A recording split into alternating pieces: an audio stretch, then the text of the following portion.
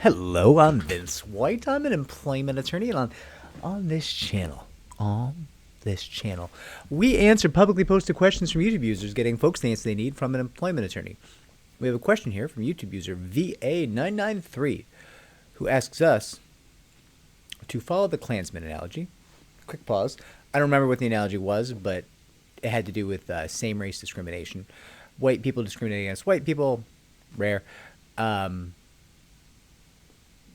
People of color discriminating against other people of color, people of the same national origin discriminate against their own protected class. Essentially, like if you share a protected class with someone but still target that person, black on black discrimination, women targeting other women for pregnancy discrimination, stuff like that. That's what we were talking about. VA goes on to follow the Klansman analogy. What if a Klansman, so somebody in the so-called Ku Klux Klan, which is a racist organization that I think hates black people primarily, but also Jewish people and I think Romy people and gay people. I don't actually know. I think it's a long list. A lot of hate. A lot of hate. But I think primarily the primary target of the Ku Klux Klan is African Americans. So what if a Klansman targets another white male employee because he is not also a Klansman, but is instead actually dating or married to a black woman? The Klansman makes jokes and denigrating comments, but the negative comments are directed at black women. Would the non-Klansman white male have a claim? So, I'm sure you suggested this as a thoughtful hypothetical, but I have that case. That case comes up more often than you think. Not exactly that. Didn't involve a Klansman to the best of my knowledge, but certainly I have dealt with the I hate your spouse's race case more often than you think. It comes up a lot with,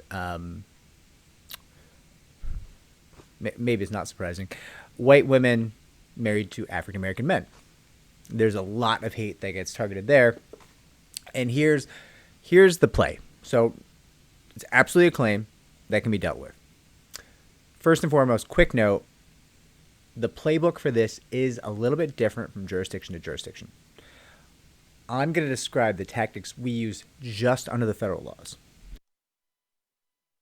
because the federal laws are a little bit tricky for this, believe it or not, but it can be done, and the federal laws apply across the entire country.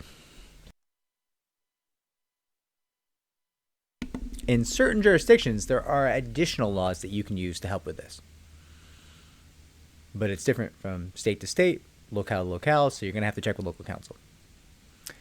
If you are anywhere in the country, though, you can use this plan to address this specific form of discrimination. So here in the hypothetical from VA, we have the white male supervisor, Klansman, the person in the Ku Klux Klan, making negative comments about another white male spouse who happens to be an African American woman. Those are race-based comments. Those are comments directed at African American women. So listen, they're definitely racial. They may also be gender-based, right? What the white male husband would do in the scenario, in order to have a claim, would be to oppose those statements of discrimination. Because if you oppose discrimination in the workplace, you are engaging in a protected activity. And when you engage in protected activity, anything negative that then happens to you as a result of your opposition of discrimination, your protected activity, is then viewed as retaliation. And we have a number of videos on the channel about retaliation, which I would urge you to go take a look. But it gives rise, in a retaliation claim, under the federal laws, to punitive damages. And also some burden shifting, where potentially the bad actor could be viewed to be guilty until proven innocent. Hypothetically. Not exactly, but there's a certain advantageous shifting of the evidence into the plaintiff's favor. So, worth knowing. Now, what we see a lot, very often,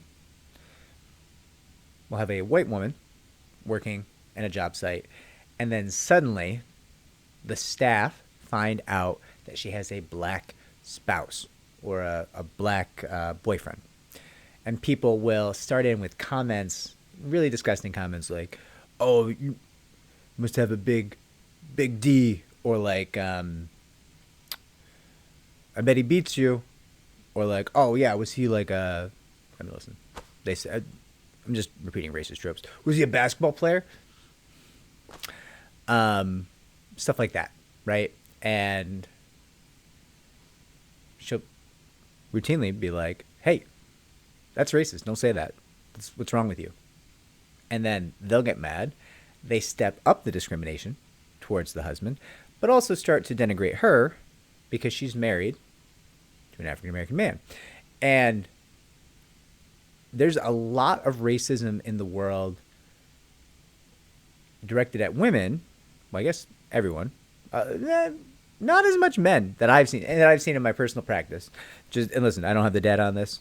Just in my personal practice, I don't see a lot of men getting attacked for who they marry, and with the exception of gay men. They certainly have. There's lots of anti-gay discrimination going on. But if you're a heterosexual man, and it's generally unlikely that people will target you based on who you marry, in my limited anecdotal experience over the past 15 years. But women will often, let me also accept from that, there's definitely situations I have seen where black males have been targeted for dating or marrying outside their community. That I've seen that case repeatedly, believe it or not. Another exception to the generality that men are not targeted in the same way.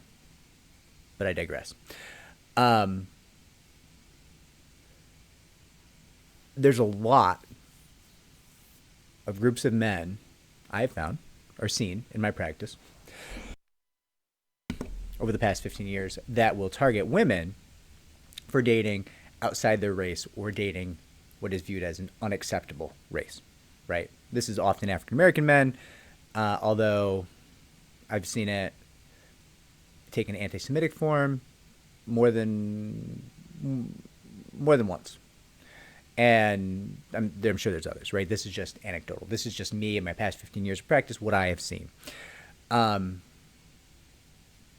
It seems like there's a lot of men in the world who would say that they're not racist or not like filled with hate, who like are cool and might even be cool to that guy's face, but when they see someone of their own race, a woman of their own race, dating or married to that man, they might be like, well, hold on, now he's stealing our women, and you get some really weird, horrible aggression. So these cases come up a lot. At 5, 10 a year? It's a good clip, right? I mean, listen, I know that we get a lot of calls, but I personally see 5+ a year. Which is why when I saw this question come through, I said, hey, I've seen a lot of attorneys turn these cases down because they don't think it through. Like, oh, the person in the workplace doesn't have protected class, so it's not a claim. Okay, complicating factor, not an insurmountable obstacle, right? It's just not. Opposed to discrimination, boom, protected activity, you're in the game. The next negative workplace consequence, you have a retaliation claim. Let's litigate. Let's go. Big show. Let's make it happen, right? Like, we're in the game now. We're no longer just being attacked by bad people doing bad things.